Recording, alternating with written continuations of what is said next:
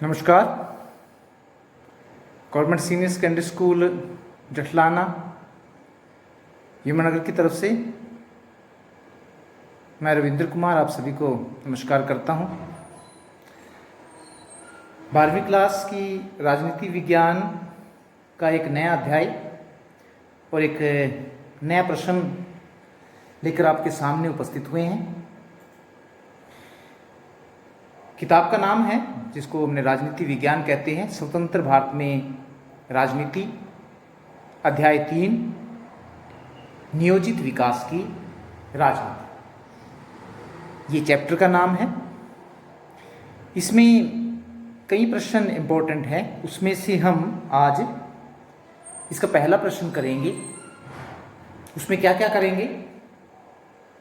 विकास क्या है, विकास के कौन कौन से मॉडल हैं, और देश की आज़ादी के समय विकास के मुद्दे पर क्या मतभेद थे। इन 3 उपविषयों के ऊपर आज हमारा जोर होगा। थोड़ा सा बच्चे जो हैं इस विषय को समझने में थोड़ी सी कठिनाई महसूस करते हैं, थोड़ा टेक्निकल है, इकोनॉमिक्स से संबंधित है, इसलिए बच्चे थोड़े इसको कम समझते हैं, लेकिन फिर भी आपको सरल शब्दों में समझाने की कोशिश की गई है। और ये भी हमने जानने की कोशिश करेंगे इसमें कि जब देश आज़ाद हुआ, हमने आपको पहले वाले चैप्टर में किया था कि देश के विकास की चुनौती, और तब मैंने आपको बताया था कि जब विकास वाला चैप्टर आएगा तब उसमें आपको बताएंगे कि जब देश आज़ाद हुआ तो विकास की क्या चुनौती थी और भारत ने उस चुनौती का सामना कैसे किया। तो सबसे पहले हम विकास जानेंगे कि विकास होता क्या है। विकास क्या है? What is development? क्या विकास और वृद्धि का एक ही अर्थ होता है? कई बार हम ये सोचते हैं कि विकास और वृद्धि एक ही है, लेकिन वास्तव में ऐसा नहीं है। क्या है विकास? अगर साधारण शब्दों में कहा जाए, साधारण शब्दों में हम कह सकते हैं कि एक स्थिति से बेहतर स्थिति की ओर जाना ही विकास है।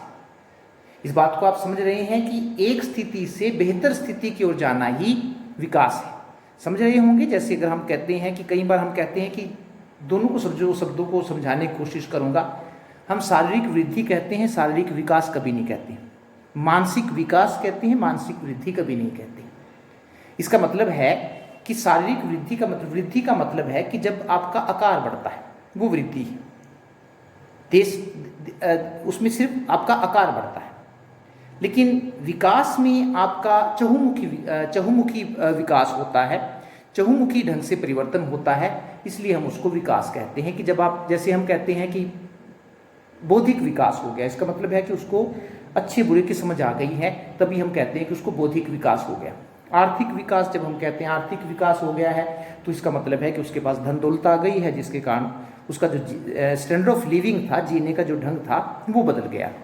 तो विकास एक स्थिति से बेहतर स्थिति की ओर जाना ही विकास है। विकास दूसरे थोड़ा टेक्निकल शब्दों में समझाने की कोशिश करूंगा। विकास एक प्रक्रिया है। प्रक्रिया समझ रहे हैं, जिसमें इनपुट और आउटपुट, जिसमें इनपुट डाले जाते हैं और फिर उसके बाद आउटपुट निकलते हैं। तो इस प्रकार से एक प्रक्रिया है जो एक लंबी चलने वाली होती है। विकास एक प्रक्रिया है जो ऐसी संस्थाओं या संरचनाओं का निर्माण करती है जिनके द्वारा समाज की समस्याओं का समाधान किया जाता है। इसको जरा ध्यान से आप समझने की कोशिश करें। पहले वाला सिंपल सा अर्थ था जिसको आप आसानी से समझ सकते हैं। तो एकदम से आपका विकास नहीं हो जाता है कि एक लंबी प्रोसेस होती है जो आपने पार करनी होती है। इसमें क्या कुछ ऐसी संस्थाओं या संरचनाओं का निर्माण करती है, जो ऐसी संस्थाओं और संरचनाओं का निर्माण करती है जिनके द्वारा समाज की समस्याओं का समाधान किया जाता है। ये देख रहे हैं, संरचनाएं बन रही हैं, चित्र हैं, किस तरह से विकास होता है। लंबा टाइम उसमें लग जाता है। नेक्स्ट वाला भी चित्र है। परिभाषा है, इस मन के अनुसार अच्छी तरह से सोच समझकर बनाए गए कार्यक्रमों को व्यवस्थित तथा क्रियान्वित करने की तर्कपूर्ण प्रक्रिया को विकास कहते हैं। परिभाषा कई बार आ जाती है एग्जाम में कि विकास को परिभाषित कीजिए, तब आपने परिभाषा लिखनी होती है।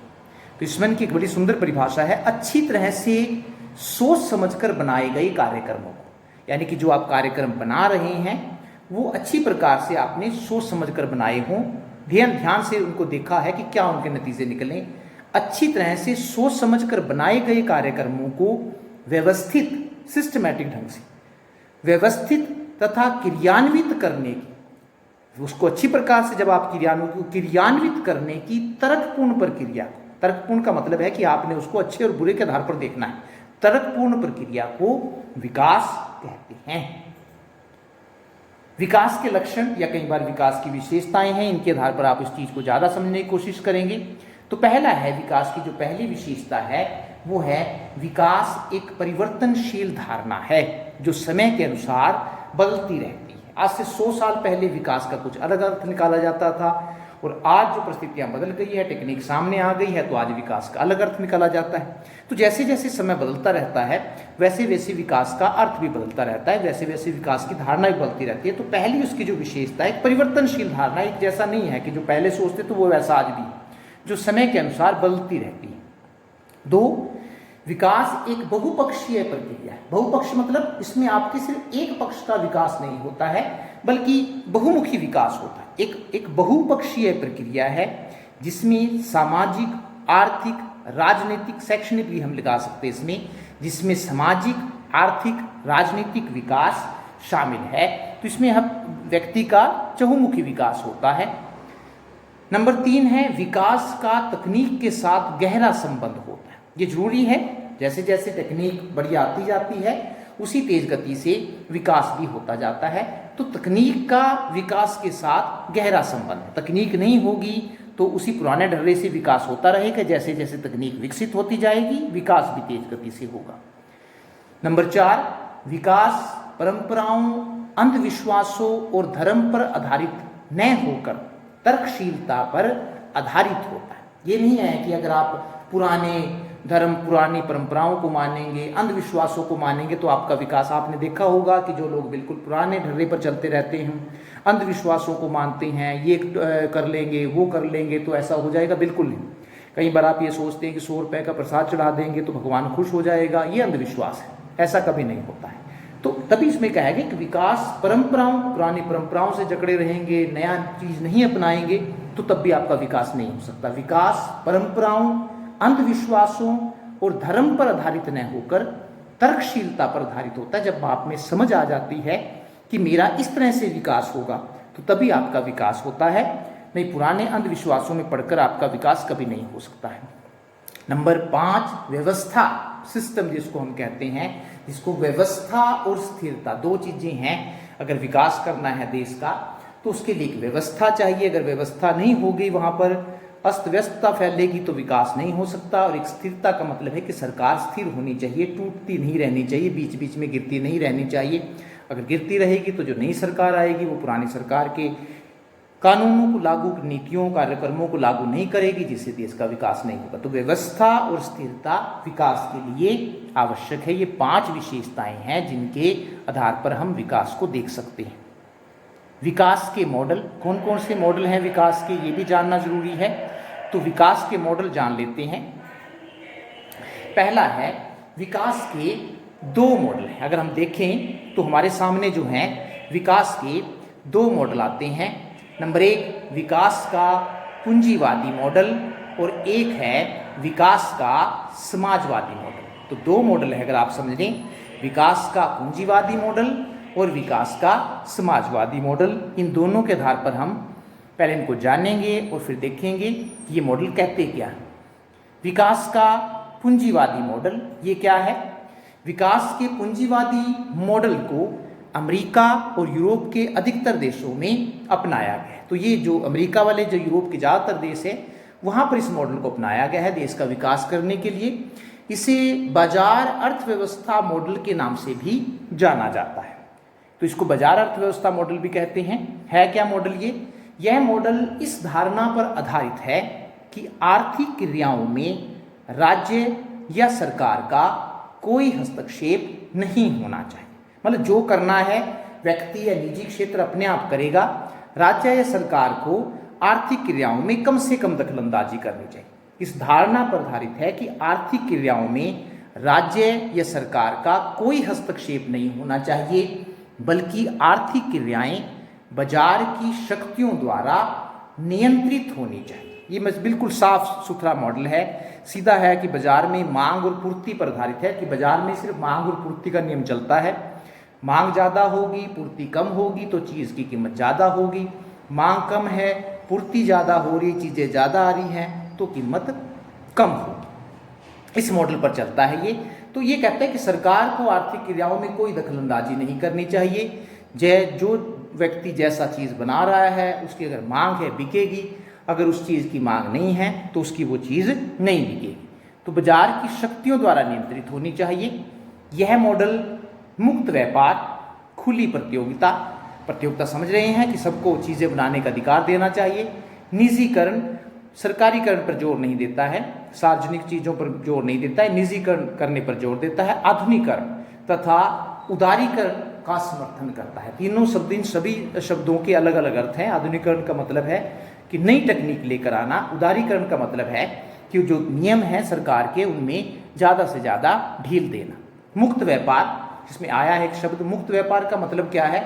मुक्त व्यापार का अर्थ विभिन्न देशों के बीच बिना रोक टोक के व्यापार करना है। समझ रहे होंगे आप मुक्त व्यापार। तो पहले जब सभी देश जो है एक दूसरे पर पाबंदियां लगाते हैं, आयात निर्यात शुल्क लगाते हैं, जिसके कारण एक देश के लिए दूसरे देश में अपनी चीज़ बेचना मुश्किल हो जाता है, क्योंकि वहाँ पर जब आयात शुल्क लगता है तो वो चीज़ महंगी हो जाती है, जिसके कारण वो चीज़ नहीं बिकती। लेकिन ये जो पूंजीवादी मॉडल है तो ये मुक्त व्यापार का समर्थन करता है। मुक्त व्यापार का दोबारा फिर मैं आपको बताने की कोशिश कर रहा हूँ। मुक्त व्यापार का अर्थ विभिन्न देशों के बीच बिना रोक टोक के व्यापार करना है, बिना रोक टोक के व्यापार करना है।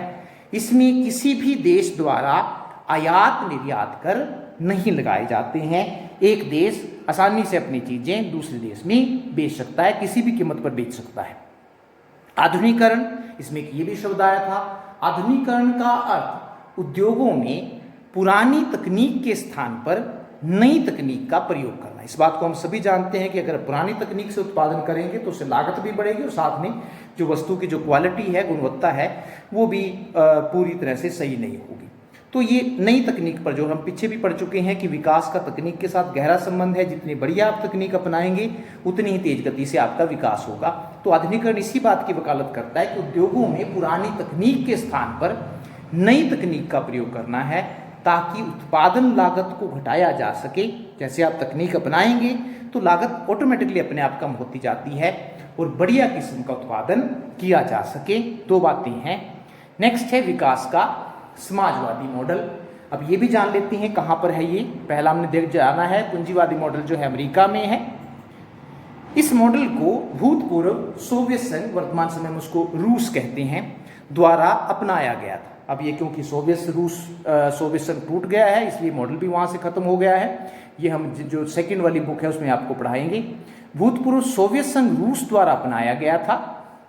यह मॉडल इस धारणा पर आधारित है कि उत्पादन और वितरण के साधनों पर, जो भी चीज़ का उत्पादन हो रहा है उनकी बात हो रही है, चाहे वो कृषि है चाहे वो उद्योग है, जहाँ पर भी उत्पादन होता है, उत्पादन और वितरण के साधनों पर एक व्यक्ति का अधिकार न होकर सरकार या फिर समाज का अधिकार होना चाहिए। ये निजीकरण का विरोध करता है कि जो चीज़ें हैं वो सरकार के हाथ में होनी चाहिए ताकि सभी का कल्याण हो सके। उत्पादन और वितरण के साधनों पर एक व्यक्ति का अधिकार न होकर सरकार का अधिकार होना चाहिए और सरकार को उन्हीं वस्तुओं का उत्पादन करना चाहिए जो पूरे समाज के लिए उपयोगी हों। ये बिल्कुल साफ सुथरा मॉडल है। ये कहता है कि जो भी करेगी सरकार करेगी और सरकार को सिर्फ वही चीज़ें बनानी चाहिए जो सारे समाज के लिए उपयोगी है। तो ये निजीकरण के बिल्कुल खिलाफ मॉडल है कि किसी भी चीज़ को, वस्तु, किसी भी चीज़ को या किसी उत्पादन के साधनों पर निजी व्यक्तियों का अधिकार बिल्कुल नहीं होना चाहिए। देश की आज़ादी के समय विकास के मुद्दे पर मतभेद, ये भी हमारा टॉपिक है आज का, कि क्या मतभेद थे उस समय जब देश आज़ाद हुआ विकास को लेकर। क्योंकि 15 अगस्त 1947 को जब देश आज़ाद हुआ तो हमें एक पिछड़ी हुई अर्थव्यवस्था विरासत में मिली थी और हमें उसको विकास के रास्ते पर ले जाना था। तो तो जब देश आज़ाद हुआ, तो जब देश के विकास का सवाल पैदा हुआ, तो अलग अलग लोगों के अलग अलग प्रकार के विचार थे, उनको हम जानने की कोशिश करते हैं। स्वतंत्रता आंदोलन के दौरान देश के नेताओं के बीच इस बात पर सहमति बन गई थी कि देश की आज़ादी के बाद जो सरकार बनेगी, देश के विकास की जिम्मेदारी उसी पर होगी। मतलब इस बात पर सभी नेता एक मत थे कि आज़ादी के बाद जो भी सरकार बनेगी, देश का विकास वो ही करेगी। देश के विकास की जिम्मेदारी जो है किसी और पर या लोगों पर जिनके पास पैसा है उन पर उनको नहीं दिया जाएगा। सरकार ही देश के विकास को आगे तक बढ़ाएगी। द्वारा फिर इस बात पर सहमति बन गई थी कि देश की आज़ादी के बाद जो भी सरकार बनेगी, देश के विकास की जिम्मेदारी उसी पर होगी। लेकिन देश के नेताओं के बीच इस बात को लेकर मतभेद था कि देश के विकास के लिए किस मॉडल को अपनाया जाए। यानी कि दो मॉडल थे, एक विकास का पूंजीवादी मॉडल था और एक विकास का समाजवादी मॉडल था। इस बात को लेकर मतभेद था कि कौन से मॉडल को अपनाएं। कुछ नेता देश के विकास के लिए औद्योगिकरण को उचित मानते। औद्योगिकरण समझ रहे हैं कि वो उद्योगों को प्राथमिकता देना चाहते थे कि देश में तेज गति से अलग अलग प्रकार के उद्योग लगाए जाए, जिससे देश का तेज गति से विकास हो। कुछ नेता देश के विकास के लिए औद्योगिकरण को उचित मानते थे। इसलिए भारत को आधुनिक बनाने के लिए वे विकास के पूंजीवादी मॉडल को अपनाना चाहते थे। इसलिए भारत को आधुनिक बनाने के लिए वे विकास के पूंजीवादी मॉडल को अपनाना चाहते थे। दूसरी ओर कुछ नेता सोवियत संघ के विकास से काफी प्रभावित थे, जिनमें पंडित जवाहरलाल नेहरू भी शामिल थे। इसलिए जो सोवियत संघ के विकास से काफी प्रभावित थे, वे विकास के समाजवादी मॉडल को अपनाना चाहते थे। तो इस प्रकार आप देखते हैं कि जो विकास के बारे में जो लोगों के विचार थे वो दो भागों में बटे हुए थे। कुछ लोग औद्योगिकरण के पक्ष में थे और कुछ लोग समाजवादी मॉडल को अपनाने के पक्ष में थे। चित्र देख रहे हैं आप जवाहरलाल नेहरू जी का और साथ में महात्मा गांधी जी। लेकिन उस समय भारत के विकास के लिए किसी एक मॉडल को पूरी तरह से अपनाना संभव नहीं था। इस बात पर गौर कीजिए कि एक मॉडल को नहीं अपनाया जाए। जिस तरह से हमारे देश की परिस्थितियां थी, जिस तरह से हमारा जो हम कह सकते हैं कि हमारी पिछड़ी हुई अर्थव्यवस्था थी, अगर हम किसी, क्योंकि उन देशों ने जो मॉडल अपनाया था तो वहाँ पर भारत जैसी परिस्थितियाँ नहीं थी, बल्कि वहाँ परिस्थितियाँ अलग प्रकार की थी।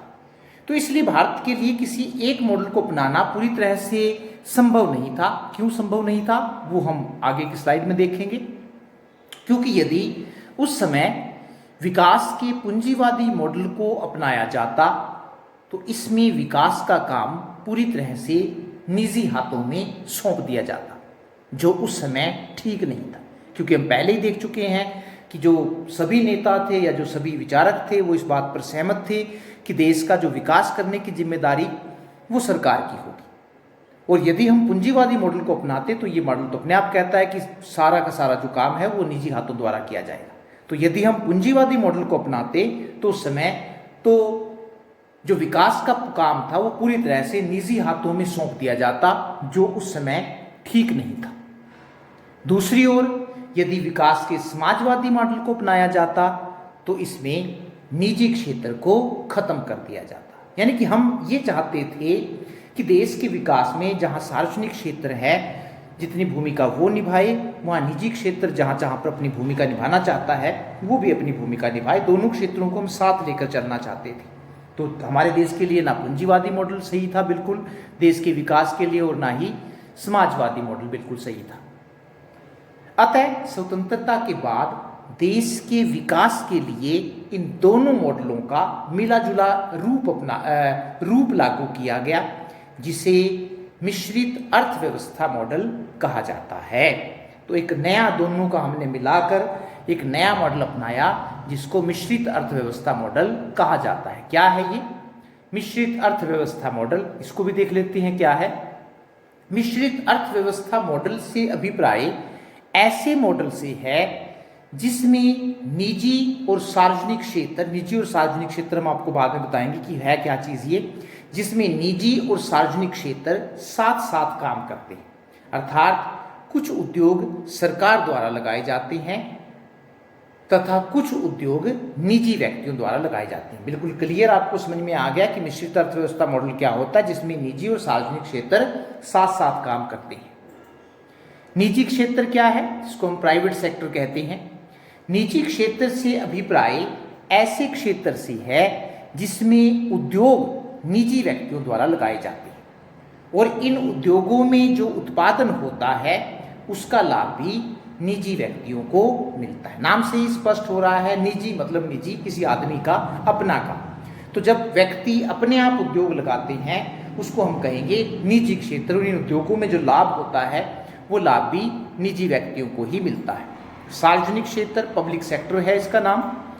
सार्वजनिक क्षेत्र से अभिप्राय ऐसे क्षेत्र से है जिसमें उद्योग सरकार द्वारा लगाए जाते हैं और इन उद्योगों में जो उत्पादन होता है उसका लाभ सारे समाज को मिलता है। ये दोनों के दोनों आपको अच्छी तरह से निजी क्षेत्र और सार्वजनिक क्षेत्र आने चाहिए, क्योंकि आमतौर पर पेपर में आ जाते हैं कि निजी क्षेत्र किसको कहते हैं, सार्वजनिक क्षेत्र से क्या अभिप्राय। तो जब उद्योग सरकार लगाती है और उसका जो लाभ है पूरे समाज को मिलता है तो हम उसको कहते हैं सार्वजनिक क्षेत्र या पब्लिक सेक्टर। आर्थिक विकास के भारतीय मॉडल की विशेषताएं जो हमने अपनाया है, जो हमने आर्थिक विकास के अपने देश के विकास के लिए जो मॉडल अपनाया था उसकी क्या क्या खास खास विशेषताएं हैं, उन पर भी गौर कर लेते हैं। पहला है, उसमें भारत में मिश्रित अर्थव्यवस्था मॉडल को अपनाया गया है। हमने आर्थिक विकास के हमने देखा है, ना तो हमने पूरी तरह से पूंजीवादी मॉडल को अपनाया था और ना ही पूरी तरह से हमने समाजवादी मॉडल को अपनाया था, बल्कि दोनों का मिला जुला रूप अपनाया था, जिसको हमने मिश्रित अर्थव्यवस्था मॉडल कहा है। तो हमारे देश के जो आर्थिक विकास की पहली जो विशेषता वो ये है कि भारत में मिश्रित अर्थव्यवस्था को अपनाया गया है। नंबर 2, भारत में आर्थिक विकास के लिए नियोजन को अपनाया गया। नियोजन से आप समझ रहे हैं कि देश का विकास करने के लिए हमने योजनाएं बनाई हैं, जिनको हम 5-5 साल की योजनाएं बनाते हैं, पंचवर्षीय योजनाएं कहते हैं। भारत में कृषि के विकास के साथ साथ उद्योगों के विकास पर भी बल दिया, क्योंकि हमारे यहाँ पर कृषि प्रधान देश है। देश की 70% आबादी प्रत्यक्ष या अप्रत्यक्ष रूप से खेतीबाड़ी में लगी हुई है, तो हमने कृषि के विकास को भी अनदेखा नहीं किया है। साथ में कृषि का विकास करने के साथ साथ उद्योगों का भी विकास किया है।